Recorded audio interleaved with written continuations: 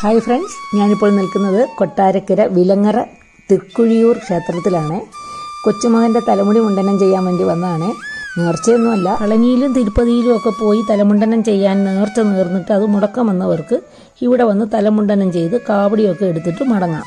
കൊല്ലം ജില്ലയിൽ കൊട്ടാരക്കര നെല്ലിക്കുന്നത്ത് നിന്ന് ഉമ്മന്നൂർക്ക് പോകുന്ന വഴി 1 കിലോമീറ്റർ ദൂരം സഞ്ചരിച്ചാൽ ഈ ക്ഷേത്രത്തിലെത്താം. ഈ അടുത്ത കാലം വരെയും ഈ പടവുകൾ ഇറങ്ങിയായിരുന്നു ക്ഷേത്രത്തിലേക്ക് എത്തിച്ചേരേണ്ടത്. ഇപ്പോൾ ക്ഷേത്രത്തിൻ്റെ വടക്ക് കിഴക്കേ മൂലയിൽ ഒരു നടപ്പന്തൽ കിട്ടിയിട്ടുണ്ട്. അതുവഴി കൂടി ഇറങ്ങാം. അതുവഴി പോവുകയാണെങ്കിൽ ഈ കുറേ സ്റ്റെപ്പ് ഇറങ്ങുന്ന ബുദ്ധിമുട്ട് ഒഴിവാക്കാം. ഈ കാണുന്ന നടപ്പന്തലിൽ കൂടി താഴേക്ക് ഇറങ്ങി പോകാം. നമ്മൾ ഈ സ്റ്റെപ്പ് ഇറങ്ങി താഴെ വന്ന് നോക്കുമ്പോഴാണ് ഈ സ്റ്റെപ്പിൻ്റെ എണ്ണം കണ്ടോ, ഇത്രയും സ്റ്റെപ്പ് ഇറങ്ങി വേണം ഈ ക്ഷേത്രത്തിലേക്ക് എത്താൻ. പക്ഷെ നല്ല ഭക്തിസാന്ദ്രമായിട്ടുള്ളൊരു അന്തരീക്ഷമാണ് ഇവിടെ. നമുക്ക് ഇവിടുന്ന് തൊഴുതു മടങ്ങുമ്പോൾ നല്ലൊരു തൃപ്തിയാണ് മനസ്സിന്. മറ്റൊരു ദേശത്തു നിന്നും വന്ന ഒരു മുത്തശ്ശി വിശപ്പടക്കാനായിട്ട് കാട്ടുകിഴങ്ങിനായിട്ട് മണ്ണിൽ അരിവാൾ കൊണ്ട് കുഴിച്ചു. ആ കുഴിയിൽ എപ്പോൾ രക്തം കണ്ടുവെന്നും അത് അടുത്തുള്ള ഒരു മനയിൽ അറിയിച്ചുവെന്നും രക്തം കണ്ട സ്ഥലത്തു നിന്നും ഭഗവാന്റെ വിഗ്രഹം കണ്ടെടുത്തു. തുടർന്ന് ഈ ക്ഷേത്രം ഉണ്ടായി. അപ്പോൾ കുഴിച്ച ഇടത്തിലുണ്ടായ ക്ഷേത്രം ആയതുകൊണ്ട് അവിടെ തൃക്കുഴിയൂർ എന്ന് അറിയപ്പെട്ടു. ഇതാണ് ഐതിഹ്യം. നടപ്പന്തൽ ഇറങ്ങി ചെന്നപ്പോൾ നമ്മൾ തലമുണ്ടനം ചെയ്യുന്ന സ്ഥലം കണ്ടു. അവിടെ ചെന്നപ്പോൾ അവിടെ വേറെ ആൾക്കാരുണ്ടായിരുന്നു. നമ്മളവിടെ കുറച്ച് നേരം വെയിറ്റ് ചെയ്തു. തലമുണ്ടനം ചെയ്യാനായിട്ട് പോകുന്നവർ മുണ്ടനം ചെയ്യുന്നവർക്ക് വേണ്ടിയിട്ട് ഒരു തോർത്തും ഒരു കാവ്യമുണ്ടും കരുതണം. അപ്പോൾ കുളിച്ചിട്ട് തോർത്താനായിട്ടുള്ളൊരു തോർത്തും അതിനുശേഷം ഉടുത്ത് കാവടി എടുക്കാൻ വേണ്ടിയിട്ടാണ് ഒരു കാവ്യമുണ്ട്. അപ്പോൾ ഇത് നമ്മൾ വീട്ടിൽ നിന്ന് കൊണ്ടുപോയില്ലെങ്കിൽ ഇത് ഇറങ്ങുന്ന ആ നടപ്പന്തലിൻ്റെ സൈഡിലുള്ള ആ കടയിൽ നിന്ന് പൂജാ സാധനങ്ങൾ വാങ്ങിക്കുന്ന കടയിൽ നിന്ന് നമുക്ക് വാങ്ങിക്കാൻ കിട്ടും. അപ്പം കുഞ്ഞിനെ എടുത്തുകൊണ്ട് അവൻ്റെ അച്ഛൻ തന്നെയാണ് അവിടെ സ്റ്റൂളിലിരുന്നത്. അപ്പോൾ അവൻ വളരെ സുരക്ഷിതനായിരുന്നു. അതുകൊണ്ട് വഴക്കൊന്നും ഉണ്ടാക്കിയില്ല.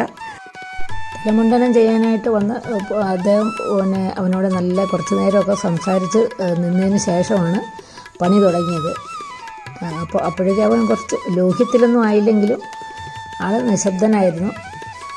എന്തായാലും നമ്മൾ വിചാരിച്ച പോലൊന്നും അവൻ പ്രതികരിച്ചില്ല. അനങ്ങാതെ ഫുള്ള് തീരുന്നത് വരെ പാട്ടൊക്കെ കേട്ട് നിശബ്ദനായിട്ടിരുന്നു. പുള്ളി ഒരു മാലയൊക്കെ കാണിച്ചൊന്ന് മയപ്പെടുത്തിയായിരുന്നു.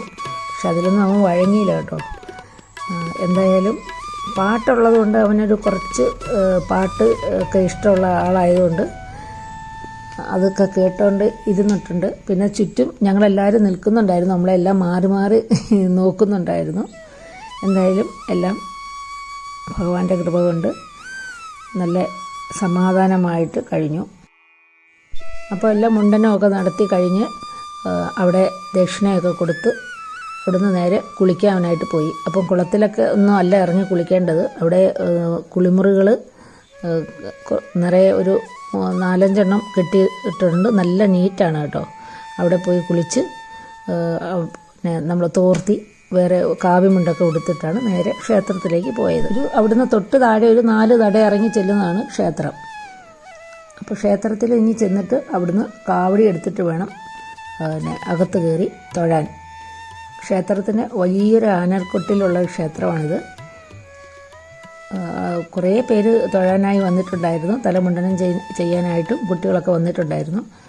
ഇവിടെ അതിനുള്ള എടുക്കാനുള്ള കാവടി നിരത്തി വെച്ചിട്ടുണ്ട്. ഇനി ഇവിടെ നിന്നിട്ട് കുറച്ച് ചന്ദനം തരും. ആ ചന്ദനം കുഞ്ഞിൻ്റെ തലയിലൊക്കെ നമ്മൾ പുരട്ടി, അതായത് തലമുണ്ടനം ചെയ്തവർ തലയിൽ പുരട്ടാനുള്ള ചന്ദനം ഇവിടുന്ന് തരും. അതെല്ലാം പുരട്ടിയതിന് ശേഷമാണ് ഇനി കാവടി എടുക്കേണ്ടത്.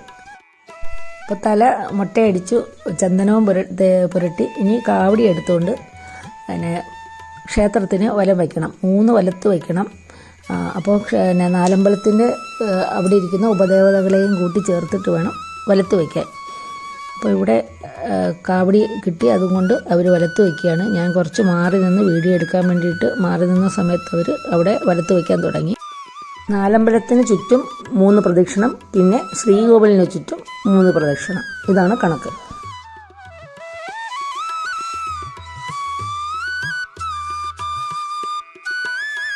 നമ്മൾ നട ഇറങ്ങി വന്നു കഴിഞ്ഞാൽ ആദ്യം കാണുന്നത് മഹാവിഷ്ണു ക്ഷേത്രമാണ്. അത് പടിഞ്ഞാറോട്ട് തിരിഞ്ഞ് സുബ്രഹ്മണ്യ സ്വാമിക്ക് അഭിമുഖമായിട്ടാണ് ഇരിക്കുന്നത്. താരകാസുര വധം കഴിഞ്ഞ് കോപാകുലനായി നിൽക്കുന്ന ശ്രീ സുബ്രഹ്മണ്യ സ്വാമിയുടെ ഭാവത്തിലാണ് ഇവിടുത്തെ പ്രതിഷ്ഠ. താരകാസുര വധം കഴിഞ്ഞ് കോപാകുലനായി നിൽക്കുന്ന ഭഗവാനെ സന്തോഷിപ്പിക്കാൻ വേണ്ടി മഹാവിഷ്ണു കാവടി ഏന്തി സുബ്രഹ്മണ്യ സ്വാമിയുടെ മുമ്പിൽ പ്രത്യക്ഷപ്പെട്ടു എന്നാണ് ഒരു ഐതിഹ്യം. അപ്പോൾ സുബ്രഹ്മണ്യ ഭഗവാനെ സന്തോഷിപ്പിക്കാൻ വേണ്ടിയാണത്രേ ഇവിടെ തലമുണ്ടനം ചെയ്ത ആൾക്കാർ കാവടി കൂടി എടുക്കുന്നത്. ഹരഹരോ എന്ന നാമജപത്തോടു കൂടി വേണം പ്രദക്ഷിണം വയ്ക്കുവാൻ. വിശാലമായ നാലമ്പലമായതുകൊണ്ട് കുറച്ച് നല്ല ദൂരം നടക്കുവാനും ഉണ്ട്. എന്തായാലും വലത്തെല്ലാം വെച്ച് കഴിഞ്ഞു. ഇനി അകത്തേക്ക് പ്രവേശിച്ച് ശ്രീകോവിലിന് 3 വലത്ത് കൂടി വയ്ക്കണം. ഞാൻ ആനക്കൊട്ടിലിൻ്റെയും കൊടിമരത്തിൻ്റെയൊക്കെ വീഡിയോ എടുത്ത് നിന്ന സമയം കൊണ്ട് അവർ നാലമ്പലത്തിനുള്ളിലേക്ക് പ്രവേശിച്ച് ശ്രീകോവിലിന് ചുറ്റും വലത്ത് വയ്ക്കാൻ തുടങ്ങിയിരുന്നു. പിന്നെ വേഗം ഞാനും ഉള്ളിലേക്ക് പോയി. അകത്തേക്ക് കയറുമ്പോൾ തന്നെ നമുക്ക് കാണാവുന്നത് വലിയ ഒരു മുട്ടപ്പം പൊക്കമുള്ള ഒരു ചവിട്ടുപടിയാണ്. അതിൽ ചവിട്ടാതെ കാല് പൊക്കി അകത്ത് വെച്ച് വേണം ഉള്ളിലേക്ക് പ്രവേശിക്കാൻ. ശ്രീകോവിൽ നിർമ്മിച്ചിരിക്കുന്നത് കരിങ്കല്ല് കൊണ്ടാണ്. ആ കരിങ്കല്ലിൽ അവിടെ എവിടെയായി കുറച്ച് കൊത്തുപണികളും കാണാം. പിന്നെ അതിന് ചുറ്റും ശ്രീകോവിലിന് ചുറ്റും 3 വലത്ത് വയ്ക്കണം. ഒരു സൈഡിൽ അടുത്ത തൈപ്പൂയ ആഘോഷത്തിനുള്ള കാവടികൾ നിരന്നിരിപ്പുണ്ട്. മയിൽപീലികൾ ചൂടിയിരിക്കുന്ന കാവടികളെല്ലാം കാണാൻ നല്ല മനോഹരമാണ്. മറ്റൊരു സൈഡിൽ കാവടി ഉണ്ടാക്കാനായിട്ട് അതിൻ്റെ ആർച്ചുകളെല്ലാം ഉണ്ടാക്കി വച്ചിട്ടുണ്ട്. ഇത് ശ്രീകോവിൽ. അതെല്ലാം വലത്ത് കഴിഞ്ഞു. നമ്മൾ 3 വലത്ത് വെച്ച് കഴിഞ്ഞിട്ട് കാവടി അവിടെ തിരിച്ചെവിടെ ഏൽപ്പിക്കണം. അത് കഴിഞ്ഞ് ദക്ഷിണയും കൊടുത്ത് നമ്മൾ ക്ഷേത്രത്തിന് വെളിയിലേക്ക് വന്നു. ശാന്തവും സുന്ദരവും നിശബ്ദതയും നിറഞ്ഞ ഭക്തിസാന്ദ്രമായ അന്തരീക്ഷം. ഇതുവരെ വന്നിട്ടില്ലാത്തവർ ഒരിക്കലെങ്കിലും ഈ ക്ഷേത്രത്തിലേക്ക് വരണം. ഇവിടെ നിന്ന് മടങ്ങുമ്പോൾ എന്തോ ഒരു സംതൃപ്തി മനസ്സിൽ നിറയുന്നു. ഒരിക്കൽ കൂടി വരണമെന്ന ആഗ്രഹത്തോടു കൂടി ഒരു മടക്കം. ഹരഹരോ ഹര.